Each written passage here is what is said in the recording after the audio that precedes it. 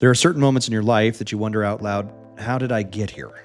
As I sat down to interview Nicole Shanahan for an essay, my thoughts raced through the last year of engaging with the Kennedy campaign. And before the audio started, I wondered out loud about my very good fortune. I'm a no one in politics. I've paid attention to it over the course of my adulthood, but I neither have money or cultural influence enough to ever have sat at the table with anyone capable of engaging in a run for office. Yet here, after a year of writing and creating videos, I was about to interview someone attempting to run for the Vice President of the United States. At that moment, I realized how uniquely different Robert Kennedy's campaign for president really is.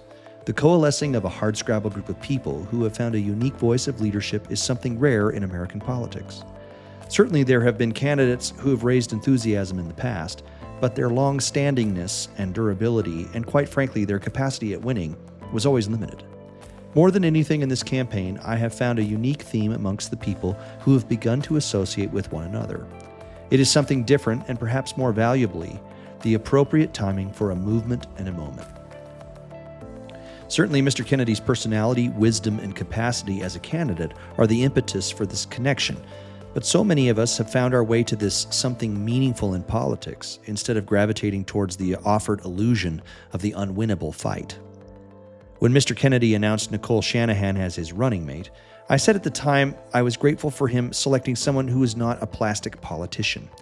He made his choice in running mate not from the traditional perspective of who would get him more votes or who might satisfy the matrices of diversity, but instead seemed to have chosen someone who was willing to take on the task assigned to Sisyphus and work to persuade the people in the arena of ideas.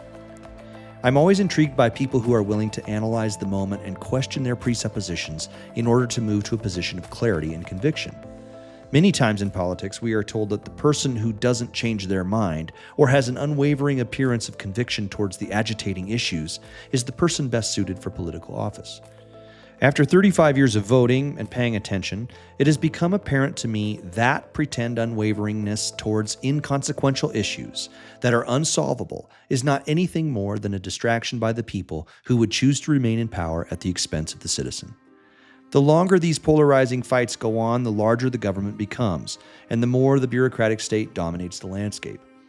Reconciling the urbanite from San Francisco to the rancher in Wyoming over issues like abortion and capital gains taxes have only driven a deeper wedge between our people. So as Ms. Shanahan joined our call, it was this fascination I had with her movement away from what seemed like a fait accompli existence in politics and ideology towards the open range of evidence and truth that I wanted to discuss with her. Our conversation including touching realizations and awakenings that both of us seemingly had as a result of listening to Mr. Kennedy's plea for America. Our shared philosophical wondering about the role of government, her spiritual journey, and a life now lived in the public eye. I had sent Ms. Shanahan questions ahead of time, but interestingly, her engaging personality and capacity at thought moved us into deeper conversations than my questions may have initially allowed.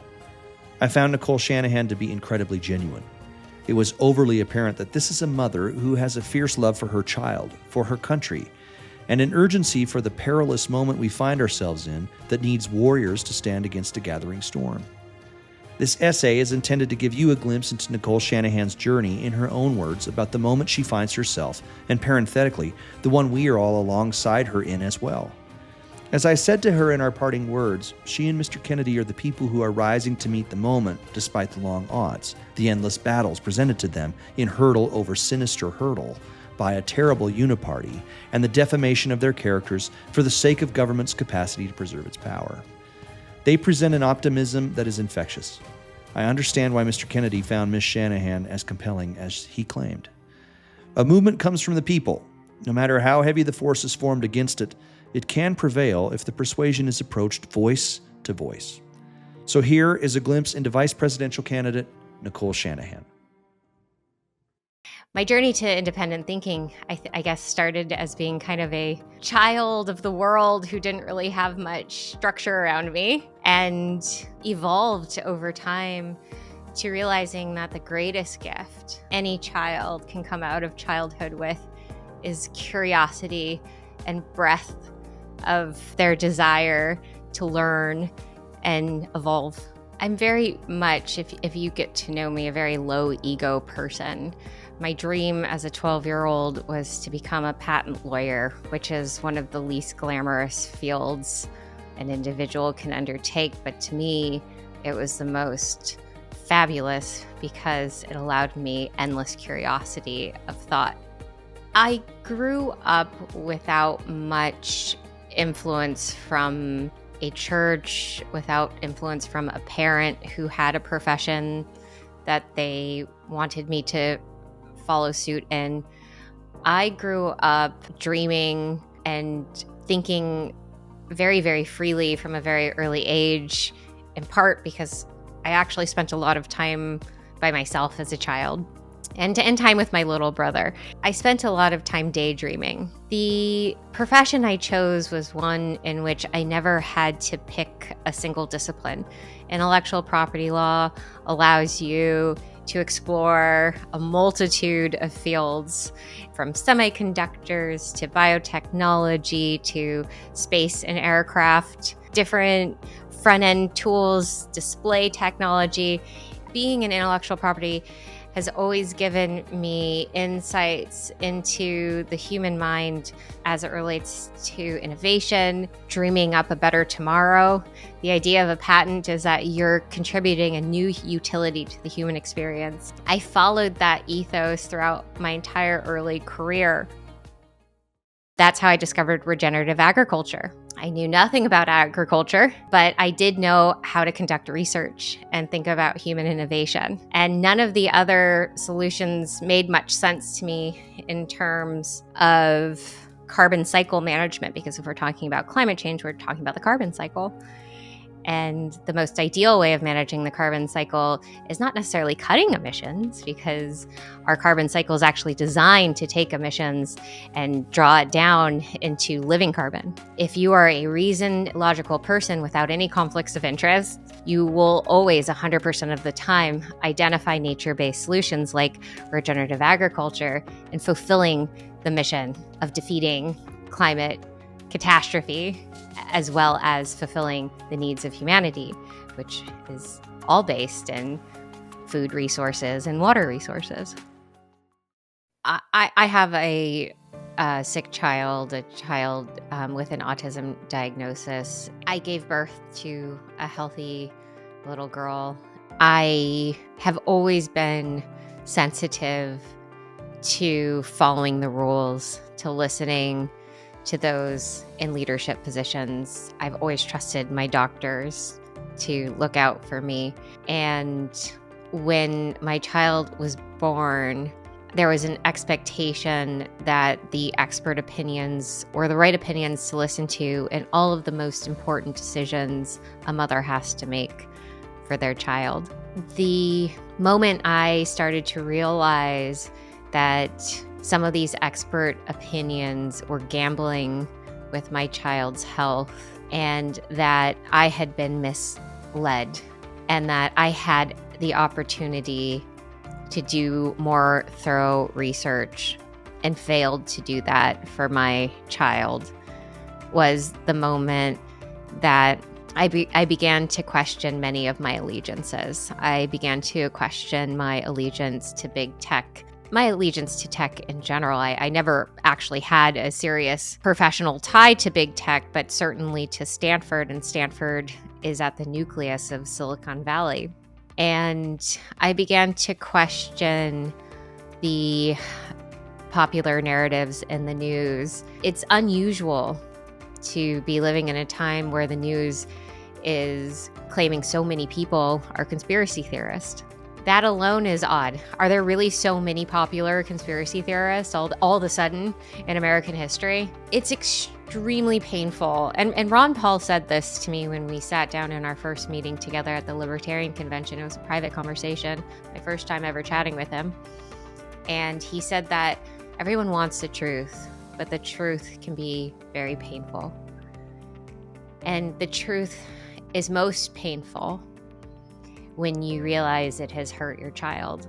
The child's injury has been a product of the truth being buried. And then that started me on a journey to being open to seeing the evils in the world.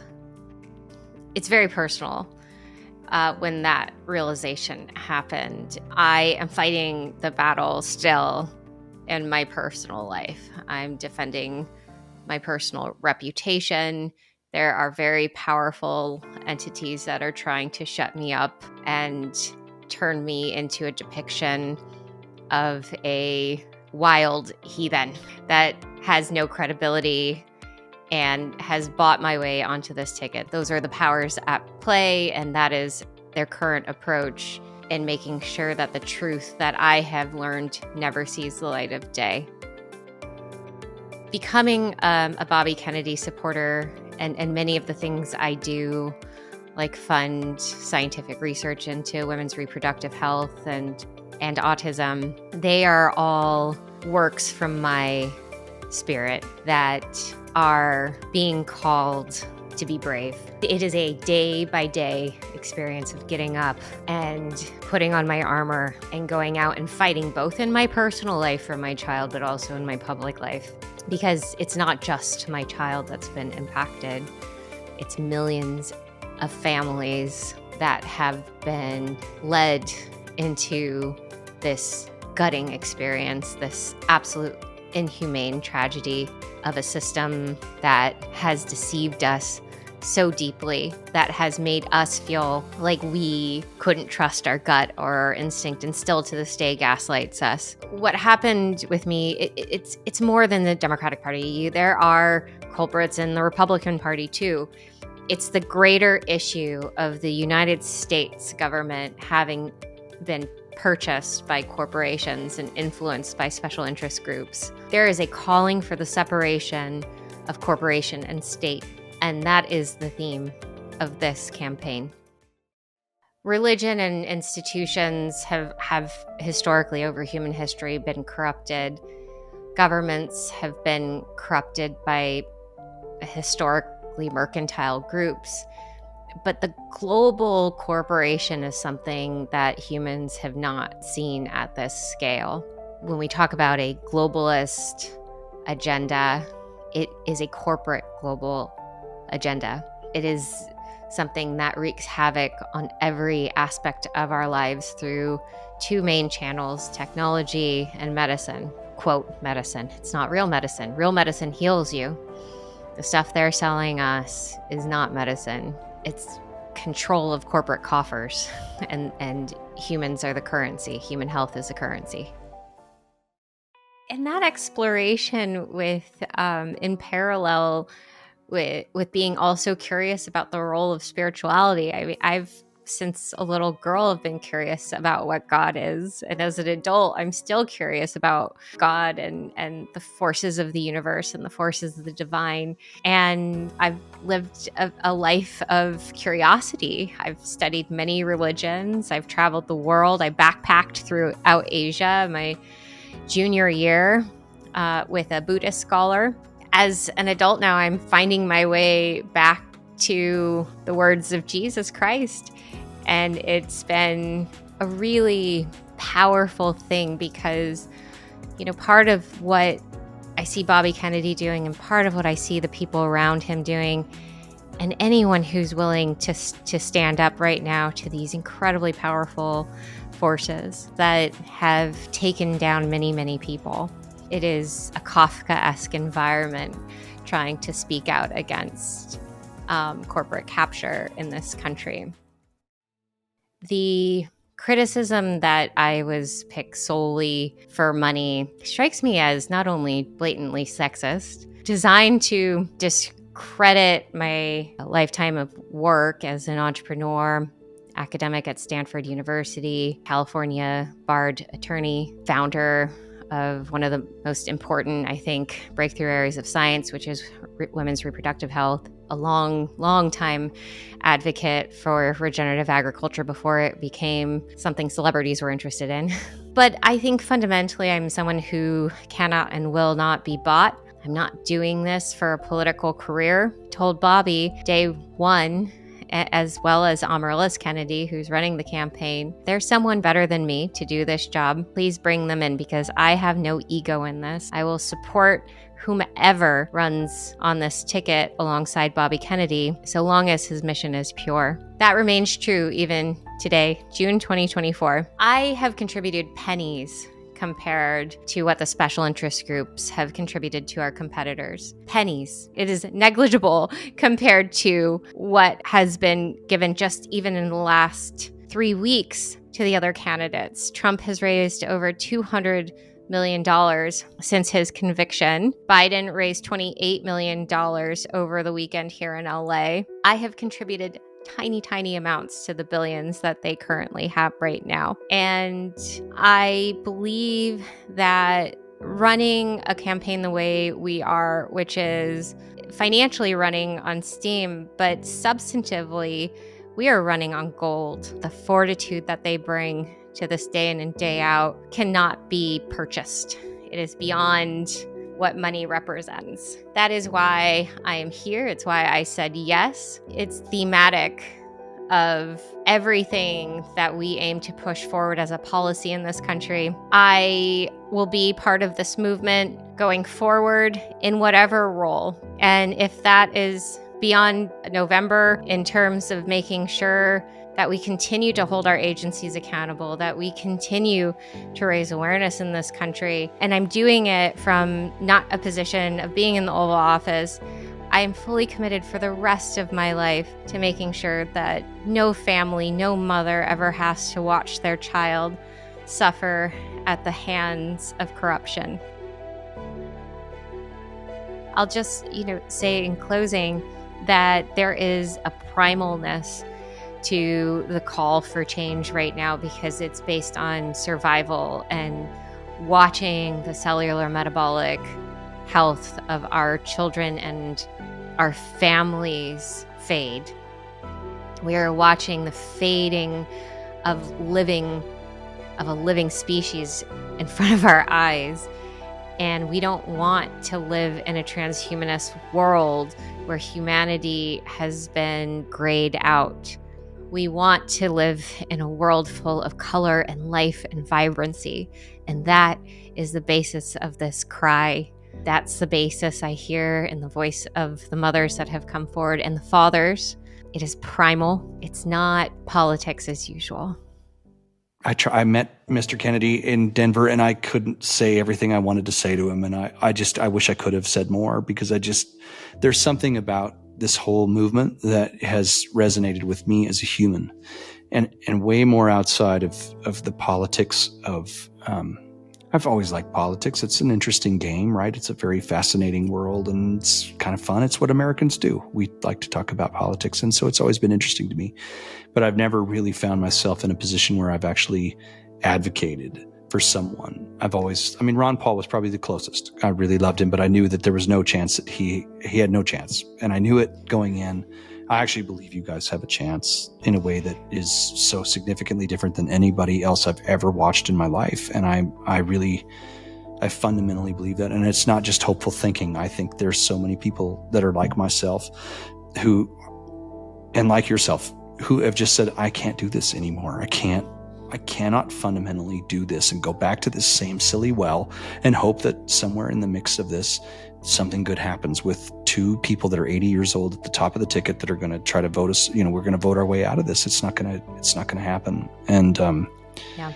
I know it's exhausting. It has to be exhausting to run and talk to people like myself and all these things. I like you a lot. This has been my favorite conversation today. And I have to tell you, Monday mornings are the worst because it's when all of the DNC and MAGA paid internet trolls come back from the weekend and they have so much energy on Monday morning and it's just vicious. It has been a pleasure chatting with you too. You and Bobby are rising as people to meet the moment. And that is just, I don't know if there's enough to say thanks. So I'll say it. Thank you. Thank you. It's all of us. And I'm grateful to have found a tribe of people who all are working at this from the same place in their solar plexus.